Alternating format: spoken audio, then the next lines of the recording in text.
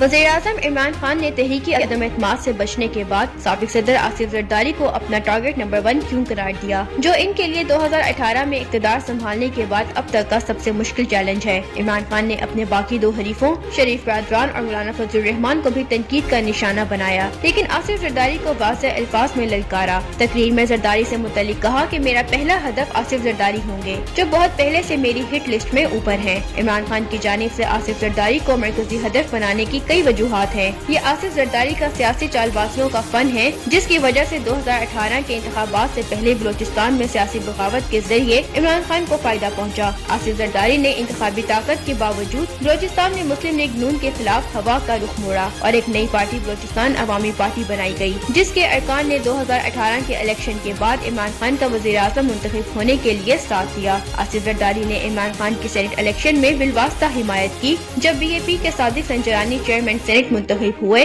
और नून लीग के उम्मीदवार को शिकस्त हुई। आसिफ जरदारी ने बाद में भी चेयरमैन सेनेट सादिक संजरानी के खिलाफ अदम एतमाद में इमरान खान की बिलवास्ता हिमायत की, जबकि सेनेट में अपोजिशन की अक्सरियत के बावजूद तहरीक नाकाम हुई। वज़ीर आज़म इमरान खान अब समझते हैं कि तहरीकी अदम एतमाद के मास्टरमाइंड आसिफ जरदारी हैं, और वो ये भी समझते हैं कि जरदारी टेबल पर चीजों को बदल सकते हैं। गुज़िश्ता साल जब आसिफ जरदारी ने अपने साबिक वज़ीर आज़म यूसुफ रज़ा गिलानी को PTI की अक्सरियत वाली कौमी असम्बली में PTI के अरकान ही की मदद से सेनेटर मुंतखब करवा कर वज़ीर आज़म को शदीद धचका पहुंचाया था, और जो इमरान खान को भी मालूम है। बाद में जरदारी ने डबल गेम के जरिए यूसुफ रज़ा गिलानी को अपोजिशन लीडर सेनेट मुंतखब करवाया, जब वो चेयरमैन सेनेट का इलेक्शन हार गए। कई लोगों को ये यकीन है कि तहरीकी अदम एतमाद के पीछे आसिफ जरदारी है, और वो एक तरफ PTI के अंदर डेंट डाल रहे हैं, दूसरी तरफ मुस्लिम लीग काफ के साथ भी गैर फितरी इत्तेहाद कर रहे हैं। मौजूदा बहरान क्या लेकर आएगा, और क्या आइंदा 2 हफ्तों में वो हालात पर काबू पाने में कामयाब हो जाएंगे? दोनों सूरतों में आने वाले हफ्तों में सियासी मुहाज आराई मुमकिना हॉर्स ट्रेडिंग और मसल पावर की तरफ जाती दिखाई देती है।